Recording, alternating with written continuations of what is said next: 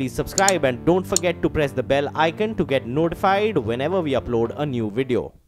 This is Bazaar Morning Call, live from the CNBC-TV18 headquarters in Mumbai.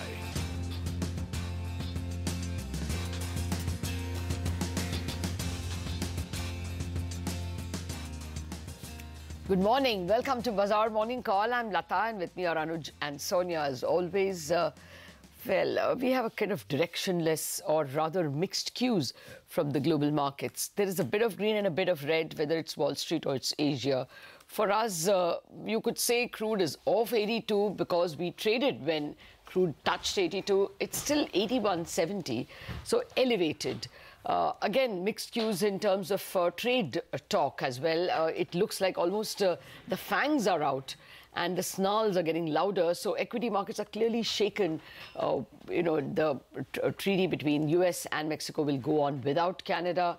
And there is no negotiation even scheduled between US and China.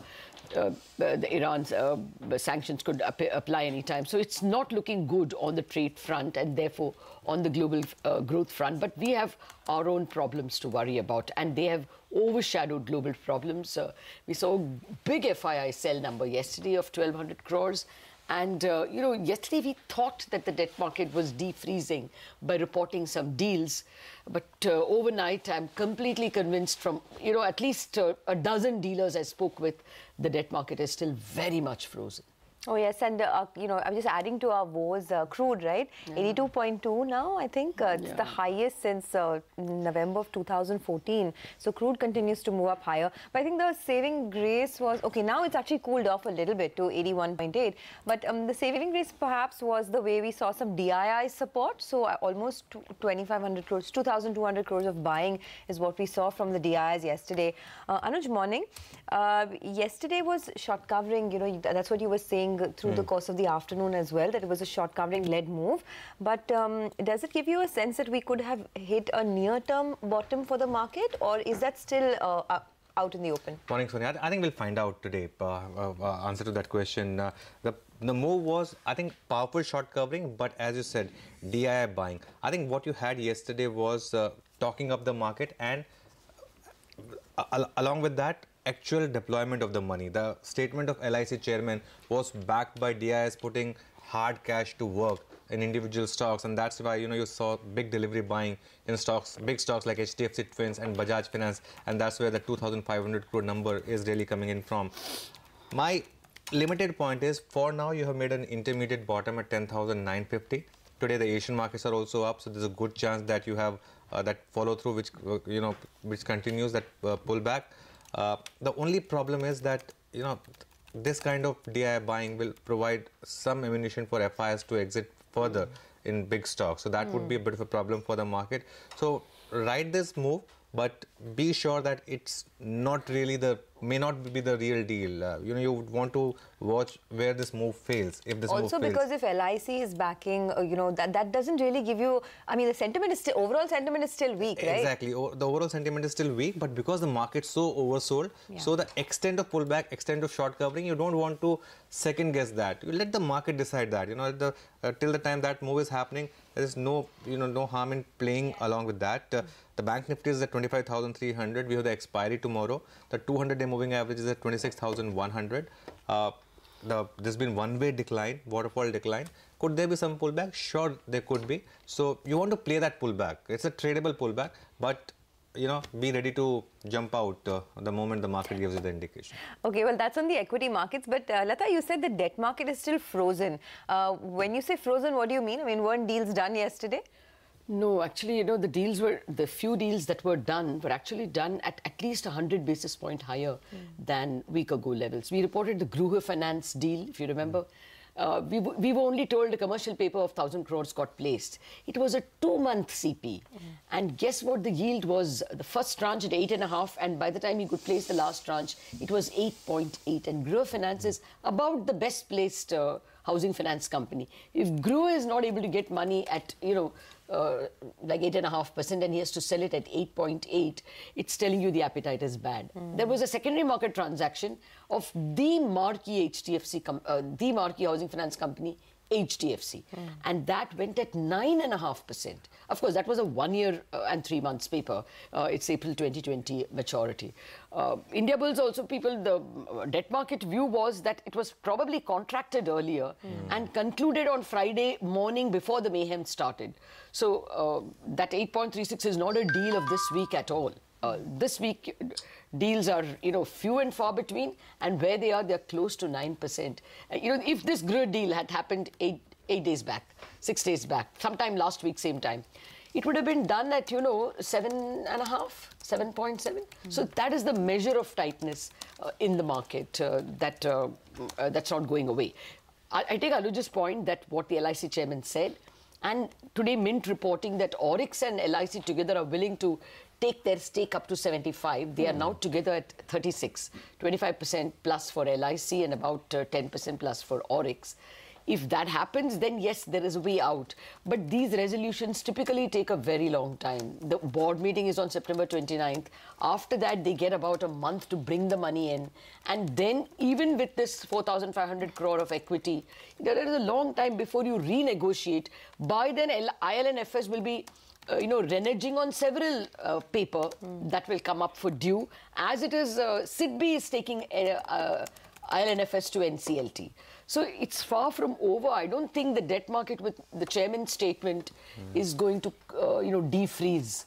The debt market is clearly looking for Reserve Bank to give a line of credit or some kind of arrangement for NBFCs and for mutual funds. Until that happens, I don't know if a defreezing will happen.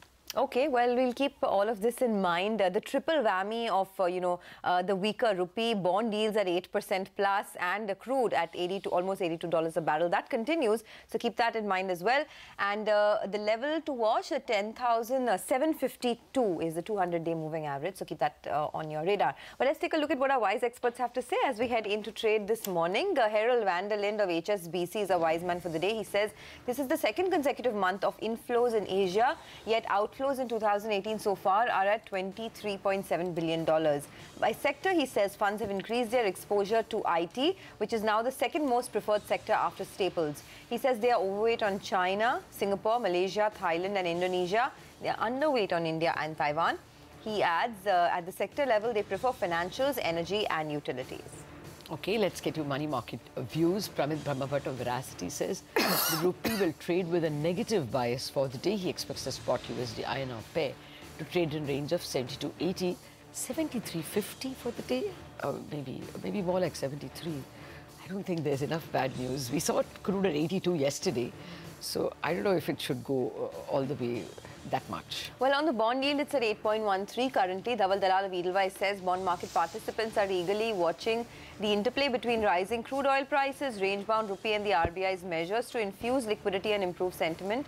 As a result, he says the 10-year benchmark bond yield has been in a very tight range of 8 to 8.15 despite the 10-year US Treasury yield breaching 3% and hovering near its previous peak of 3.13. He expects the RBI to increase the speed of the OMO bond purchases to infuse durable liquidity despite higher oil prices and prospects of rate hikes that will keep the 10-year benchmark bond yield in a range of 8 to 8.25% in the near term. Okay, the global screen is looking much better this morning. Here's Rima with the world view.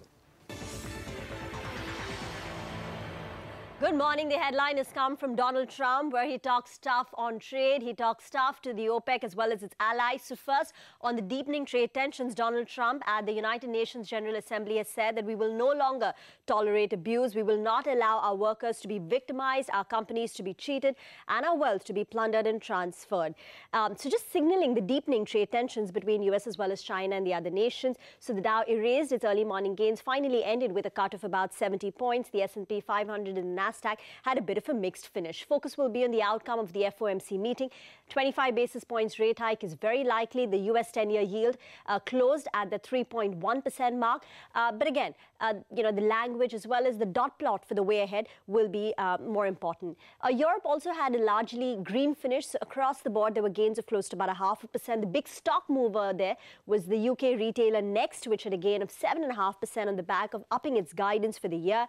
In the peripheral market, it was the Italian index which saw a rally of about 1.5% on fiscal discipline optimism. There are reports which suggest that the coalition government there is likely to propose a 1.9% fiscal deficit for the year, which is lower than market expectations of 2%. With respect to Asia this morning, well, South Korea is having a very long weekend, so it's shut today as well. The Japanese markets have now, nudged back into the green. So they were the only markets which were in the red, but now it's a green tick for the Nikkei market as well, and the rest of them are holding up quite well, with Hang Seng leading the rally with a gain of about 300 points. The other big move has come through in the crude markets, where Brent hit a high of $82.5 per barrel. So from there, it's retreated. And again, it's Trump who's criticized the high oil prices, saying that OPEC and its allies are ripping off the rest of the world. However, what has caused the retreat in the crude markets overnight is the fact that US has said that they will ensure the crude markets are well supplied before sanctions are reimposed on Iran. Dollar index roughly at the 94.2 mark, and the SGX Nifty suggesting a positive start. Okay, thank you very much for that. A very good, very positive start, actually, 0.6. Rima, thank you for putting that into perspective. But I think globally, what is going to reverberate is Donald Trump's statement that he is not going to, will no longer tolerate abuse on trade.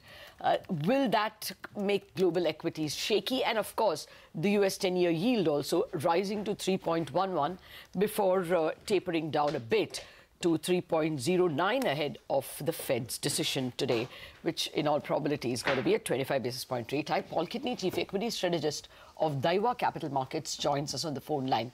Good morning, Paul. Thank you very much for taking our call. First, the first statement, Donald Trump's statement of not tolerating injustices on trade. Is this going to keep emerging markets jittery? Will you buy emerging market equities? All right, good morning, and thank you for inviting me on your show again. So just dealing with that particular issue, I think going into the midterm elections, I should imagine that we should see that trade rhetoric remaining hawkish until, if possible, some form of trade deal or bilateral trade deal or some form of concessions are achieved between China and the United States that Trump can then go to the Republican base to help in the midterm elections. So I think that will be the remaining focus. That's pro-dollar. That's negative for emerging markets. That in the context of the Asia-Pacific region is probably pro-Indian equities, less correlated with the global trade cycle. But generally speaking, it should be a headwind against EM until some form of deal is done. Okay, so the focus of the Fed will be pro-dollar, and that could be negative on emerging markets. Paul, hi, good morning. But we've already seen the MSCI Emerging Market Index fall 8% in 2018 so far. India has been far worse. In fact, it's almost a 10% cut. What kind of downsides do you see for the rest of the year? Right, so it really depends on whether a trade deal is done between China and the United States before or after the midterm elections. So I think when we look at and sort of the benchmark that I've looked in and have done some quite considerable analysis on is looking at the Morgan Stanley Asia ex-Japan index. And if we look at the MSCI Asia ex-Japan, yes, it's below its 10-year average, but it's not even one standard deviation below that. And it's certainly somewhat above the post-GFC low, which from end August numbers is about 15%. Now, that 15%, is a scenario which I think becomes possible if there's no resolution on trade, nothing that actually leads to any form of ceasefire or detente between now and November. Because I think the way to look at this is that the current characterization in the markets themselves, I think, are pricing in some form of deal getting done within sort of that tight framework. If it's not done by November, then instead of this being an event trade, it's an open-ended proposition. And that's more serious as far as the economic implications for trade wars. Okay. Paul, good morning. So if the markets do get bad news, in that case, how much downside do you see for a market like India, for example, which is a high beta market and which has other headwinds to negotiate with, for example, the higher crude oil prices? Right. So India has been, is my biggest weight biggest overweight in Asia Pacific. So just put it into a little bit of context. So in Asia Pacific, we've been overweight Japan all year, underweight Asia ex-Japan, and within Asia ex-Japan, overweight India and overweight the consumer. Now, the main reason for being overweight India and overweight the consumer is that because the growth profile in both of those areas are not as correlated with global trade and hence less vulnerable to a trade shock. Now, as far as India is concerned, we've got very solid earnings growth. So we're looking at 14-15% earnings growth this year. Yes, valuations are at a premium to EM, but that's okay. That premium is deserved because of its less correlation with the trade cycle. Now, as far as higher oil prices, particularly in rupee terms, are concerned, this is not translating into inflation. So we saw the most recent inflation data being actually slightly less than 4%. Now, there are two reasons, I think, why we're not seeing sort of weak rupee translating and stronger oil prices in rupee terms translating into inflation, which would make the RBI more concerned, are twofold. One is that we've got the reverse repo rate already at a 200 basis point positive real yield, which is keeping demand under control. And the second point is agricultural prices are actually quite soft. So those two factors there are offsetting oil and the weak rupee, which is actually quite positive for Indian equities. Oh, yes, take your point. A lot of people are not expecting that the one-year forward inflation trajectory is going to rise too much despite the combo of crude and the rupee. But just to come back to the Fed meeting, which is underway, and we'll get the result tomorrow. You know, US yields trading at 3.1 now. Where do you see it, say, 3-6 months down the line? 3 months first. And if that goes to 3.25, are we going to get other kinds of headwinds of too strong a dollar, or in any other form outflows from EM? Okay, that's a great question. So for me, when we look at this year, the damage that's been done to EM has been largely driven by currency, a broadly based strong US dollar. So, you know, it's not been sort of isolated too much, in particular EM, outside of Argentina, Turkey, and Brazil. So in the context of the Asia-Pacific region, it's been a sort of a stronger US dollar.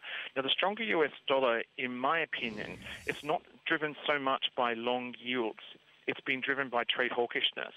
Now, trade hawkishness over the short term for a deficit country such as the United States is pro-dollar because it's a positive trade flow factor for the US trade account.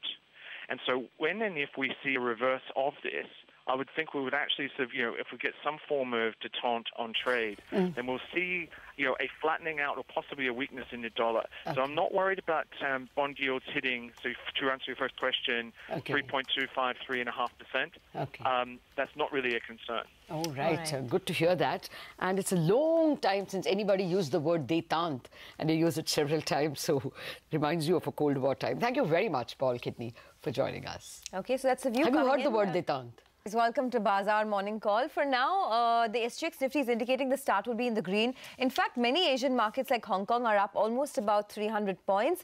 So let's see whether the short covering rally we saw yesterday could extend into today as well. Our research team is here to give you the list of top 10 stocks to watch as we kickstart morning's trade. Anuj, what are you looking at? So one large cap, one mid cap. Sonia, TVS Motor, I think been pointing about this stock for some time. It's now up 4% this month. Auto index is down 8%. So it's outperforming the index by 12%. It's taken support at the 20-day moving average on the way down, and delivery buying is up. The other one is Infosys. I would want to see if this plays out though. It bounced from 20-day moving average after minor consolidation. This month it's up only 0.8%, while TCS is up 5%. So perhaps there could be some catching up. Okay. Well, I guess all eyes will also be on Yes Bank. The board's request to the Reserve Bank to extend the tenure of Rana Kapoor, you know, as many brokerages point out, I mean, I could go on, IDFC, Macquarie, a bunch of them, Morgan Stanley, all of them unsure that RBI will give that permission. And more importantly, the elevation of a person like Rajat Monga, who has been in the bank from inception, whether RBI will see him as much responsible for the divergences and the regulatory lapses for which it has asked for the discontinuation of Rana Kapoor, whether that also will not come. And much more important, and we will detail it in a little bit, you need even Madhu Kapoor's approval for the elevation of a new board member. And that also may not be coming, because we have some news reports quoting her statement as saying that the new CEO should not be under the influence of Rana Kapoor. So given both this Madhu Kapoor issue as well as RBI's previous inclination not to side with the current dispensation at Yes Bank, it looks like the stock is not going to get too much encouragement from the board meeting itself. Oh yes, yesterday also it was in fact at one point sub 200. So there's a bit of a problem here, and we don't want to get involved right now. I'll wait for things to get clear. But Sonal, why watching out for ONGC? Well, I'm watching out for ONGC because there are newspaper reports which suggest that the government is in talks with ONGC to encourage buyback of shares, and this is done in order for government to meet their divestment targets for the fiscal of FY19. And this buyback is likely to be around that $1 billion mark, that equals to around 7,000 crore rupees. While buybacks usually are good news, but since this one might be government induced, it'll be interesting to see how the street reacts. And the current debt in the books of the company stands around 26,000 crores after the HPCL acquisition. So let's see how the stock reacts today. Back to you. Okay.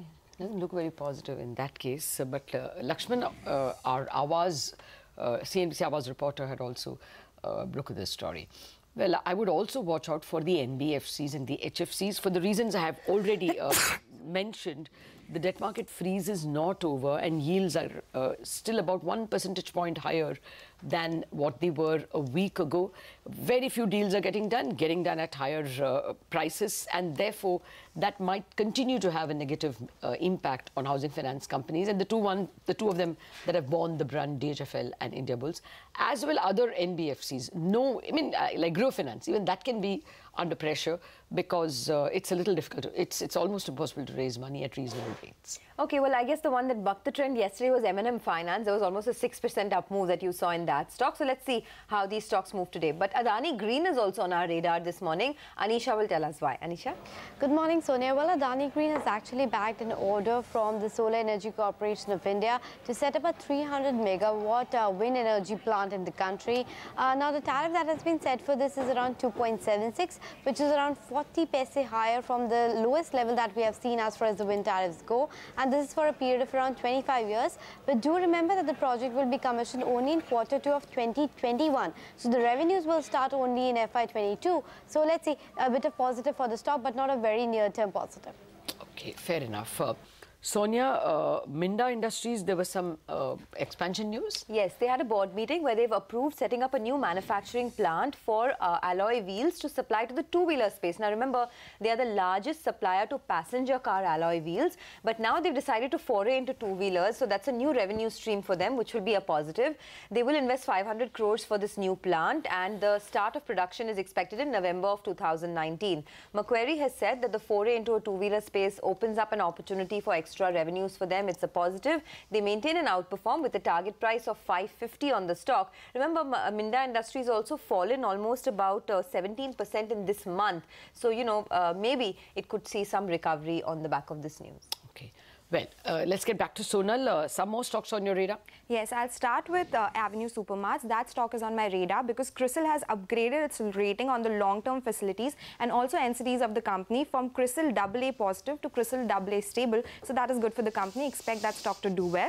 Other stock on my radar is Blue Dart because it is foraying into some expansion and the total investment is around 200 crore rupees. So that stock will be in focus as well. Back to you. Okay, Sonal, thanks a lot for that. Anisha, BEL stocks making fresh lows. There was an analyst meet yesterday. Well, yes, there was an analyst meet and the statements are more or less positive. They have maintained the revenue guidance of 12 to 15% growth in FY19, maintained the EBITDA margin profile as well as the order inflow guidance of 18 to 20,000 odd crores. Now, the reason why the stock is under pressure is perhaps because of the new procurement policy that the government is discussing. But the management clarified that this would impact margins only anywhere between 50 to 200 basis points, and that too will happen only by FY22 because this will only impact impact the fresh orders and the execution of it will start later. They give us a few other statements as well, that the employee wage negotiation will not impact margins too much. And also remember, around 50% of the raw materials are imported, but they expect that the rupee depreciation will not impact the margin substantially. It can be to the tune of around 50 to 80 basis points. So overall, no major negative coming in from the analyst meet, and the management very openly and candidly talking about the impact of all these issues. Back to you. Okay, thanks a lot, Anisha, for that. Well, from Anisha, let's go across to Manisha to find out why sugar will be on her radar this morning. Manisha, over to you. Hoping to get some sweetness into the industry today, and what wasn't clear in the last cabinet is expected to be on agenda this week, today that is, and the markets are anticipating that you will see 5 million tons mandatory exports coming through, and that the government also, or rather the cabinet also, is looking to put export subsidy to ensure that it is feasible for the industry to start exporting. Remember, the international sugar prices are trading near 10-year lows, so without a subsidy it is difficult, not feasible for the industry to export. So what we are anticipating today is that the cabinet will clear proposal of subsidy of 13.75 per quintal on cane and 2 to 3 rupees per quintal as a transport subsidy as well. Well, the sugar stocks clearly have been expecting it. We saw gains yesterday, and the markets are anticipating further gains today as well. Okay, thanks a lot for that. So on that note, let's just do a quick recap of our top stocks today. Stocks with positive news flow: TVS Motor, Infosys, BEL, Adani Green Energy, Minda Industries, Avenue Supermarts, Blue Dart, Sri Renuka, Bajaj Hindustan and Dhampur Sugar. While stocks with negative news flow: Indiabulls Housing Finance, DHFL, in fact generally the housing finance companies, M&M Finance, Yes Bank and ONGC. But talking about Yes Bank and the announcement that came in yesterday, Abhishek is here to tell us what brokerages have made of this news flow. Abhishek, over to you. Well, Sonia, brokerages are not happy with the kind of recommendation that the board of Yes Bank has given, and they don't believe that this may be accepted by RBI as well. So we have my query on Yes Bank, which says that the new CEO appointment is a catch-22 situation for the bank, and RBI may not entertain the board's recommendation with respect to the kind of nature of allegations that that Rana Kapoor has in terms of RBI. RBI may not be willing to grant Rajat Monga a board seat as well. So re-rating actually will continue in terms of Macquarie's expectation in terms of action plans for the succession as well as FY18 divergence. IDFC Securities have also mentioned that it is unlikely for RBI to change its decision on the tenure of Rana Kapoor. They reiterated the underperformance rating on the stock, but they have also mentioned that it will be very hard to get Madhu Kapoor's approval for the ED's appointments. Citi also has mentioned that the term extension for Kapoor and nomination of EDs may not be straightforward. So clearly, brokerages are not happy with the kind of recommendation that has come in from the board of Yes Bank.